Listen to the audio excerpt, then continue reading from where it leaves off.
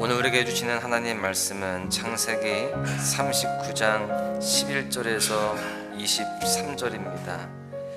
그러할 때에 요셉이 그의 일을 하러 그 집에 들어갔더니 그 집 사람들은 하나도 거기에 없었더라.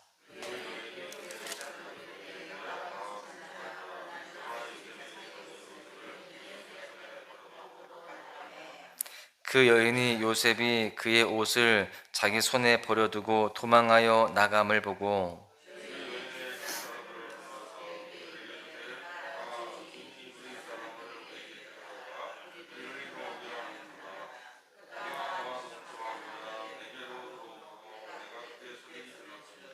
그가 나의 소리 질러 부름을 듣고 그의 옷을 내게 버려두고 도망하여 나갔느니라 하고, 이 말로 그에게 말하여 이르되 당신이 우리에게 데려온 히브리 종이 나를 희롱하려고 내게로 들어왔으므로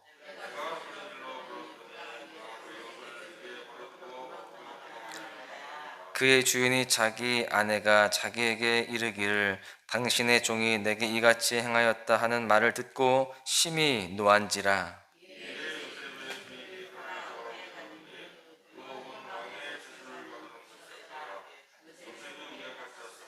여호와께서 요셉과 함께 하시고 그에게 인자를 더하사 간수장에게 은혜를 받게 하시매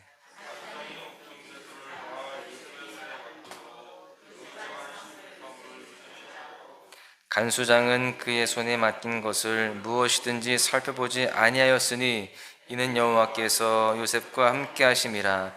여호와께서 그를 범사에 형통하게 하셨더라. 아멘. 윤성여라는 사람이 있습니다. 이 사람에 대해서 들어보신 일이 있으신 분들도 있으실 텐데요. 이 사람은요, 여중생을 성폭행하고 잔혹하게 살해한 강력 범죄자라고 하는 오명을 뒤집어 쓰고요, 약 20년간 옥살이를 했던 사람입니다. 그러다가 훗날 그 재심을 통해서 이 윤성여 씨가 무죄라는 선고를 받게 되죠. 이 윤 씨의 수사 과정에서 불법 구금과 고문, 불법 자백 진술 등 이 경찰의 수사 과정 중에 많은 문제가 있음도 같이 증명이 되었습니다. 아무런 잘못도 없는 시민이 경찰의 강압적인 수사에 의해서 하루아침에 살해범이 된 것이죠. 그렇게 20년이라고 하는 그 옥살이를 억울하게 했기 때문에 정부로부터 보상금을 받게 되는데요, 25억 원을 받게 됩니다. 이게 바로 작년 판결이었어요. 그런데 그 억울한 세월이 어떻게 돈으로 보상이 되겠습니까? 30대 때 들어가서 50대 때 남았거든요. 젊음을 다 버렸습니다. 오늘 본문의 말씀에 나와 있는 요셉도요, 이렇게 억울한 누명을 쓰고 감옥에 가게 됩니다. 이러한 극단적인 경우는 아닐지라도요, 우리도 삶을 살아가면서 나의 잘못과 관계없이 억울하게 그렇게 힘든 상황들을 맞이할 때가 있게 됩니다. 우리는 오늘 본문을 통해서 억울한 일, 답답하고 괴로운 일로 힘들 때에 어떻게 해야 할지를 배울 수 있게 되는데요, 오늘 본문에서 이 보디발의 아내는 요셉에게 동침할 것을 요구합니다. 계속해서 요구하는데, 이 보디발의 아내의 이 요구는 사실 어제 말씀드린 바와 같이 명령이었습니다. 그러나 하나님 앞에서 악을 행할 수 없었기 때문에 요셉은 보디발의 아내의 요구를, 그 명령을 무시했습니다. 함께 있으려고 하지도 않았어요.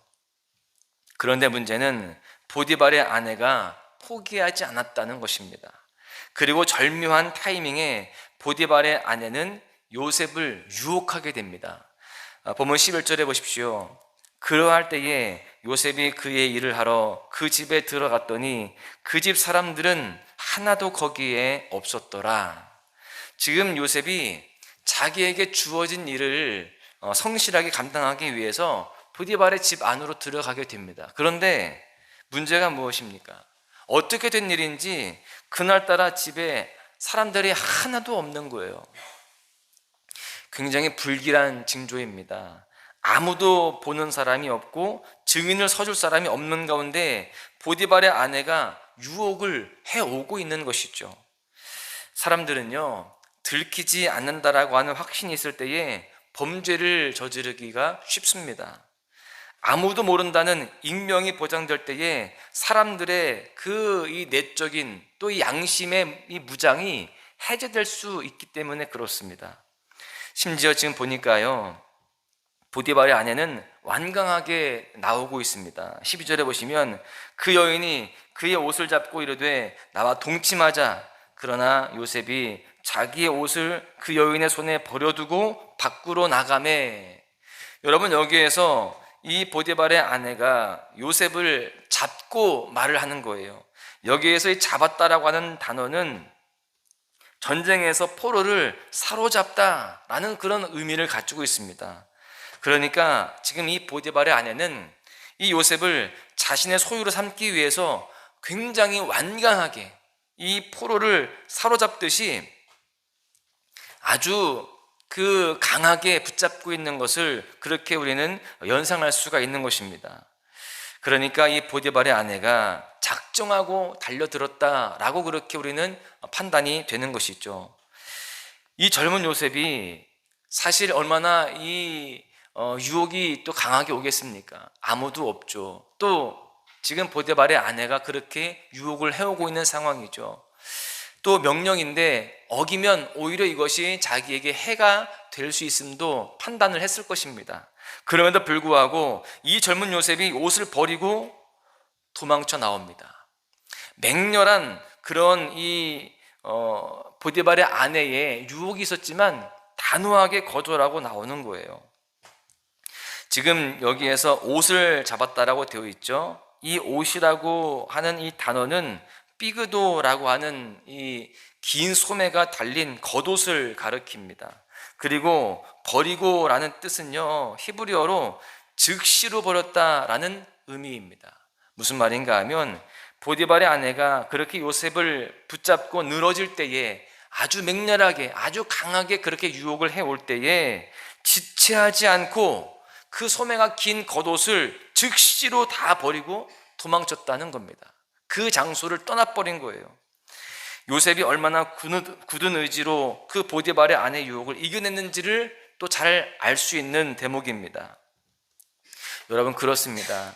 죄의 유혹이 찾아올 때 가장 먼저 우리가 해야 할 것은 그 장소를 먼저 떠나는 것입니다. 즉시로 벗어나는 거예요. 이것이 굉장히 중요합니다. 우리가 죄에 대해서는 틈을 주면 안 되는 것입니다. 즉시로 단호하게 결단해야 그 죄의 유혹을 이길 수가 있는 것입니다.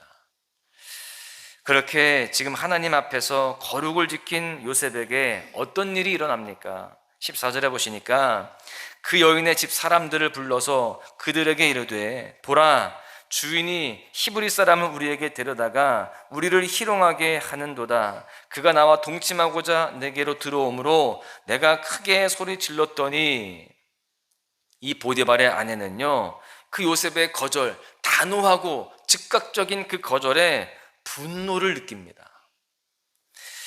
지금 보디발의 아내가 요셉을 그렇게 유혹했다는 것은 요셉이 좋았던 거죠. 이성적으로 좋은 겁니다. 자기의 감정적으로 좋은 거예요. 그런데 그렇게 거절을 하니까요, 그 좋은 감정이 분노로 바뀌었습니다. 그리고 요셉이 곤경에 처하도록 자신의 집 사람들을 선동합니다. 우리를, 이런 단어들이 지금 이 14절에 나와 있죠. 이 표현들이 무엇을 의미하느냐? 이 문제가 단순히 자기만의 문제가 아니라는 거예요. 지금 이 문제는 요셉은 우리 집안의 모든 사람들에게 해를 끼친 거다, 이런 식으로 지금 해석을 하고, 그리고 그렇게 사람들에게 알려주고 있는 겁니다. 누구도 요셉의 편이 되지 못하도록, 그 누구도 요셉을 변호할 수 없도록 그렇게 다 만들고 있는 것이죠. 또한 그가 나와 동침하고자 내게 들어오므로, 지금 보디발의 아내는요, 요셉이 일하러 들어왔음에도 그가 불순한 의도로 들어온 것처럼 그 모든 사실들을 왜곡해 버립니다. 거짓말을 한 것이죠.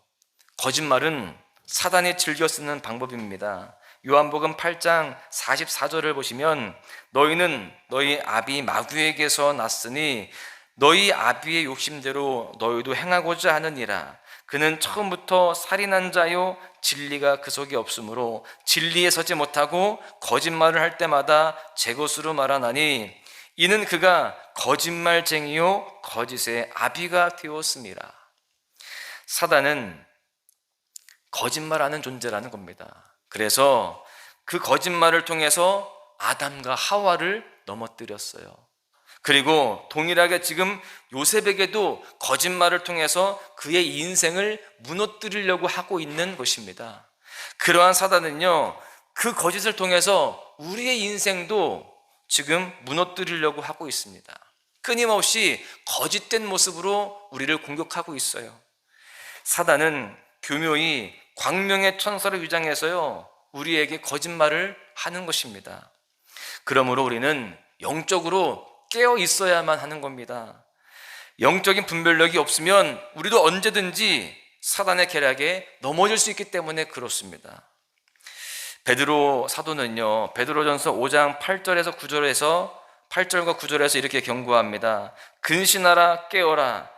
너희 대적 마귀가 우는 사자같이 두루 다니며 삼킬 자를 찾나니 너희는 믿음을 굳건하게 하여 그를 대적하라. 이는 세상에 있는 너희 형제들도 동일한 고난을 당할 줄 알미라.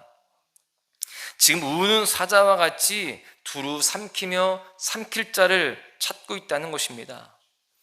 지금 모든 사람들이 다 공격 대상인 거예요. 여러분, 이러한 때 우리는 이렇게 하루를 기도로 시작하면서 또 말씀으로 시작하면서 영적으로 깨어있고 또한 분별할 수 있어야 되는 것입니다. 지금 우리는 영적 전쟁의 현장 가운데 있습니다. 이 사실을 기억하고 우리는 더욱더 이 모든 마귀의 계략에, 그 모든 거짓에 잘 우리가 깨어서 분별하고 그 가운데에 믿음의 삶을 살아가는, 하나님의 진리의 말씀을 붙잡고 거룩함을 그렇게 추구하는 삶이 되어야 할 줄로 믿습니다. 여러분, 사단이 끊임없이 우리를 거짓으로 공격하는데 그 공격의 핵심이 무엇일까요? 그 계략의 그 중심이 무엇일까요? 우리의 믿음을 무너뜨리려고 하는 것입니다. 범죄하게 함으로 믿음을 무너뜨리고 억울한 상황 가운데서 하나님을 향한 원망이 터져나오게끔 하는 거예요. 그래서 우리의 믿음이 바닥까지 곤두박질 치기를 지금 원하고 있는 것입니다. 우리가 이러한 사단의 계략을 잘 알고 믿음을 굳게 세워가야 되는 것입니다. 더욱더 믿음을 우리가 견고하게 하고 더욱더 주님과 가까이 하면서 살아가야 되는 것이죠. 마귀의 그 모든 계략, 그 모든 거짓을 비웃을 수 있는 우리의 모습이 되어야 되는 것이죠. 요셉은 보디발의 아내의 계략으로 인하여서 비참한 신세에 놓이게 됩니다. 주인의 아내를 강간하려고 했다라고 하는 누명을 쓰고 지하 감옥에 갇히게 되죠. 20절에 보시면 이에 요셉의 주인이 그를 잡아 옥에 가두니 그 옥은 왕의 죄수를 가두는 곳이었더라. 요셉이 옥에 갇혔으나 지금 보디발이 분노하게 됩니다. 아내의 말만 듣고 분노하고요, 요셉을 잡아서 감옥에 가두었어요. 사실 당시에 주인의 아내를 범하려고 했던 죄는 사형에 처해져야 마땅합니다. 그러니까 지금 이 요셉의 보디발의 아내가 얼마나 무서운 여자냐면요, 본인이 그렇게 거짓말을 해서 이 요셉을 궁지에 몰아넣으면 요셉이 그냥 뭐 곤장 몇 대 맞고 또 감옥에 갇히고 이 정도로 끝날 것이 아니라는 것을 알았습니다. 이 보디발의 아내는 요셉을 죽이려고 한 거예요. 그런데 다행히 하나님께서 보디발의 마음을 붙잡아 주셔서 요셉이 죽음을 면하게 하신 것입니다. 그리고 하나님은 그 감옥에서도 여전히 요셉을 위하여서 일을 행하시게 됩니다. 21절 말씀해 보십시오. 여호와께서 요셉과 함께 하시고 그에게 인자를 더하사 간수장에게 은혜를 받게 하시매. 하나님께서는요, 감옥에서도 요셉과 함께 하셨습니다. 그리고 요셉에게 인자를 베푸셨어요. 여기에서 인자라고 하는 이 히브리 원어는요, 헤세드입니다. 아마 들어보신 분들도 계실 텐데, 요셉을 향한 하나님의 은혜와 자비가 계속되고 있음을 의미하는 겁니다. 비록 요셉이 억울한 누명을 쓰고 있는 그 현장에서도, 그리고 지금 그 괴롭고 힘든 그런 상황 속에서도 여전히 하나님은 요셉과 함께 계셨다는 거예요.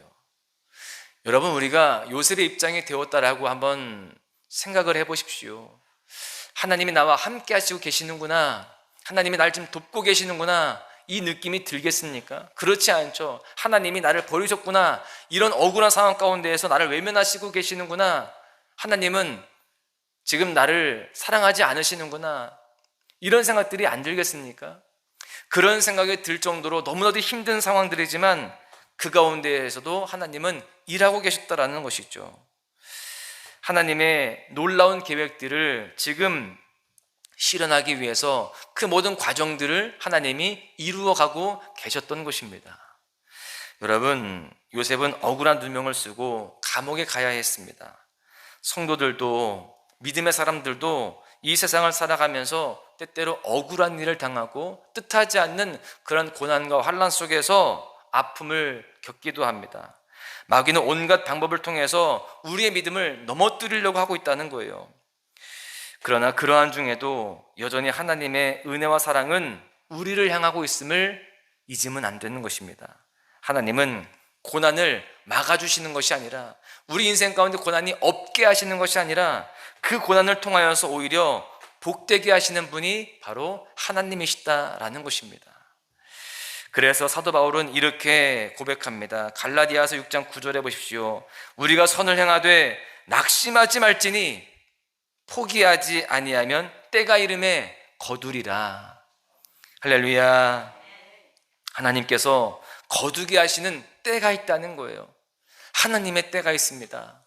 하나님의 그 시간표 속에서 우리는 지금의 모든 순간순간들을 그렇게 하나님의 신뢰를 가지고 나아가야 되는 것입니다. 우리는 그래서 그 어떤 상황 속에서도 악을 악으로 갚지 말고요, 악을 선으로 이기라는 주님의 말씀처럼 끝까지 거룩함으로 또 믿음으로 살아가야 할 줄로 믿습니다. 그럴 때에, 때가 되었을 때에 하나님이 뜻하신 그 계획표 속에서 우리의 모든 이 고난들은, 모든 억울함들은 하나님이 다 풀어주시고 오히려 그 모든 것들이 축복으로 바뀌어지는 그런 놀라운 기적들을 경험하게 될 줄로 믿습니다. 우리가 오늘 하루도 살아갈 때에 억울한 일이 생기기도 하고 내 뜻대로 되지 않는 답답한 일을 만난다 할지라도 낙심하지 마시고 좌절하지 마시고 그 가운데 오히려 주님의 뜻을 분별하고 하나님께서 어떠한 일을 행하실지를 오히려 기대하면서 믿음으로 승리하시기를 주님의 이름으로 간절히 축원합니다.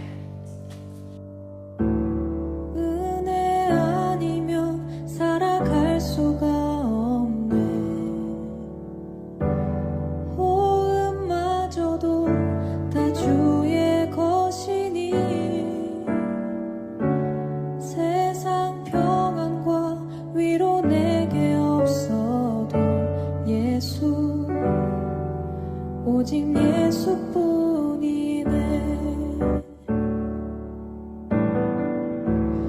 은혜 아니면 살아갈 수가 없네. 호흡마저도 다 주의 것이니 세상 평안과 위로 내게 없어도 예수, 오직 예수뿐이네. 크신 계획 다 볼 수도 없고 작은 고난에 지쳐도 주께 묶인 나의 모든 삶 버티고 견디게 하시네. 은혜 아니면 살아갈 수가 없네. 나의 모든 것 다 주께 맡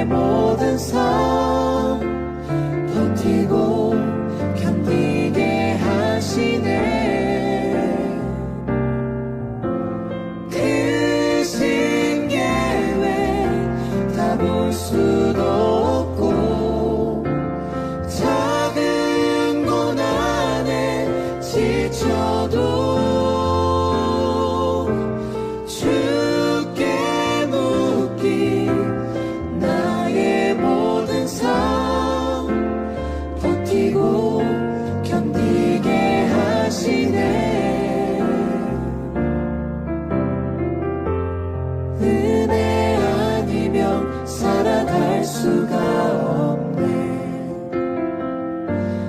나의 모든 것 다 주께 맡기니 참된 평안과 위로 내게 주신 주 예수, 오직 예수뿐이네.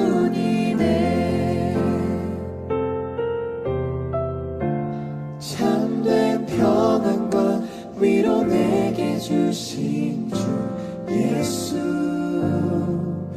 오직 예수뿐이네.